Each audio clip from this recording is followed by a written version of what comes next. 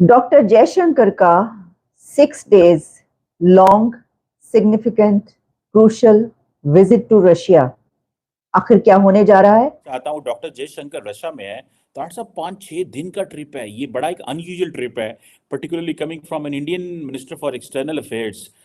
क्या देखते हैं और जो वर्डिंग इस्तेमाल की है डॉक्टर जयशंकर ने, उन्होंने कहा जी कि हमारा ये एक एक्स्ट्रॉर्डिनरी रिलेशनशिप है और ये जो हमारा रिलेशनशिप है इसकी जिसे कहते हैं ना कि हिस्ट्री को निकाल लें, पॉलिटिकली हम एक दूसरे को सपोर्ट करते रहे हैं। इंडियन पॉलिटिकल कम्युनिटी से भी उन्होंने इंडियन कम्युनिटी से भी वहाँ पर उन्होंने खिताब किया और जो जो वर्ड उन्होंने बोले, उन्होंने कहा एक्सेप्शनल स्टेडीनेस और रिलेशनशिप ऑफ ग्रेट सेंटिमेंट। ये वर्ड्स थे डॉक्टर जयशंकर के ये हमारा एक एक्सेप्शनल रिलेशनशिप है और इसमें बड़े जज्बात हैं। ऐसे लफ्ज इंडिया अमेरिका के लिए इस्तेमाल नहीं करता था साहब। आप ने डॉक्टर जयशंकर को कॉन्टिन्यूसली सुना है। How do you see this? America को दिखाने गए हैं, करने गए हैं कि ठीक है आप हमें जो है वो ये हाल ही में जो वाकयात हुए हैं रशिया के साथ हमारे वैसे ही ताल्लुकात हैं जैसे हैं, हम इनको छोड़ नहीं रहे। This is a messaging which they are giving to US. आपने बिल्कुल सही आइडेंटिफाई किया है। जिस तरीके से हमारे मिलिट्री हेड जो है आसिम मुनीर साहब यहाँ काफी दिन गुजार कर गए हैं, एक तो उसके जवाब में वो गए हैं वहां पे, उन्होंने कहा कि if you are looking for option we are looking for option as well, if you have other choices we have other choices as well. तो एक तो उसका टिट फॉर टैट उन्होंने किया, और दूसरा जो सर्द मोड़ी पिछले दिनों में दिखाई गई है कनाडा और अमेरिका की तरफ से, जिसका मैं समझता हूँ कि it's nothing to do with Khalistan movement, is to do with many other things. Chinese growth, Chinese grip, Indian diaspora का influence all over the world, ये सारी चीजों पे इस वक्त ना सिर्फ अमेरिका, पूरा वेस्ट जो है परेशान है इस वक्त कि what is happening, what is taking place. देखें, जब भी नया कहते हैं ना when the new kid is on the block होता है तो दूसरे जो बच्चे सारे परेशान हो जाते हैं कि यार ये नवा बंदा आ गया उन्हें। वो this is what is exactly happening. Rapid speed उनकी इकोनॉमी की ग्रोथ, जिस तरह मैंने कहा था चाइना स्लो भारत ग्रोथ। अब देखिए आज जो चाइना की तरफ से उनके आई है स्टेटमेंट कि Bharat will become graveyard for the big companies. This is what they are, China is going afterwards. और चाइना खासकर अपना जिस तरीके से उनका लिथियम के ऊपर ऑलमोस्ट मोनोपोली है, India already has started looking for alternates. जिस तरह मैंने आपको बताया कि अर्जेंटीना, बोलिविया और चिली के अंदर जाके वो अपने, और ऑस्ट्रेलिया में पहले ही उनके कॉन्ट्रैक्ट्स हैं एक्सक्लूसिव भारत के। तो दोनों इस वक्त अगर देखा जाए तो वो मैं समझता हूं कि अमेरिका तो वैसे अमेरिका के पास कोई चॉइस नहीं है इस वक्त ताइवान के हवाले से भारत के अलावा। ये इसमें देखें वो एक दूसरे को they are showing off each other, लेकिन बॉटम लाइन ये है कि Bharat can not afford to disturb their economy as well. Bharat का भी जो है ट्रेड बहुत ज्यादा है अमेरिका के साथ, लेकिन मेरे ख्याल में they will come to the conclusion थोड़े दिनों तक। इसमें आप देखेंगे कि क्योंकि America doesn't have any choice, कोई उनके पास चॉइस नहीं है इस वक्त अगर देखा जाए। और जिस तरीके से मैंने बताया अमेरिका को इसको चलाने वाले इस वक्त भारतीय निजात डायस्पोरा है, आपने देखा होगा, आप यहाँ पे देख लें, लगता है कि सारे सीईओज जो है वो सारे के सारे वही हैं, जो व्हाइट हाउस है वो भी वो चला रहे हैं।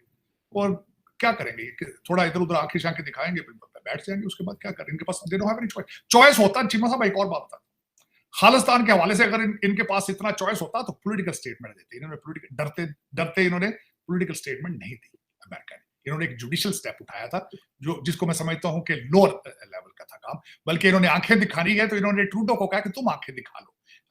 उसके जरिए इन्होंने थोड़ा परेशान करने की कोशिश की है भारत को, लेकिन उन्होंने उस पर डबल पंच मारा था, डबल जैब किया था, जो उन्होंने उनके सारी की सारी एम्बेसी खाली करा दी।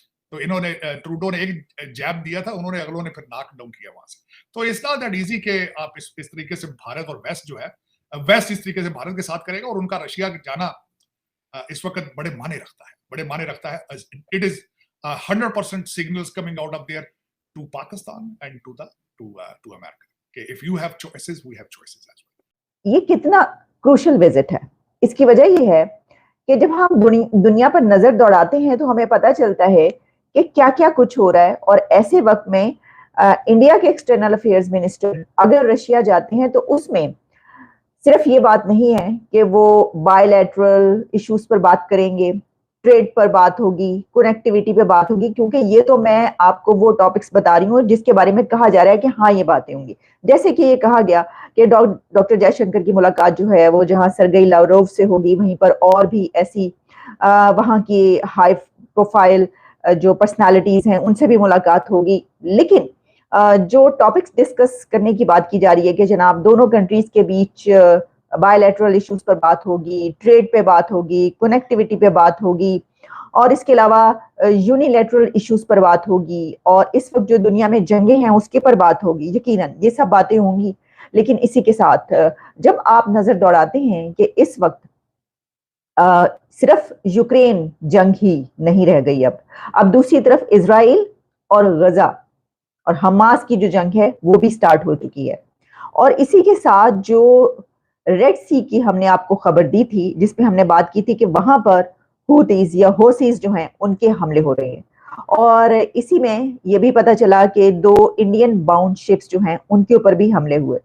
तो ऐसे वक्त में कि जब सप्लाई चेन्स के रुकने के खदशात पैदा हो रहे हैं, जबकि जो मेडिटेरेनियन और रेड सी है वहां पर जो तिजारत हो रही है, जो ट्रेड हो रही है जिन कंट्रीज के बीच, वहां पर बहुत खतरा पैदा हो गया है।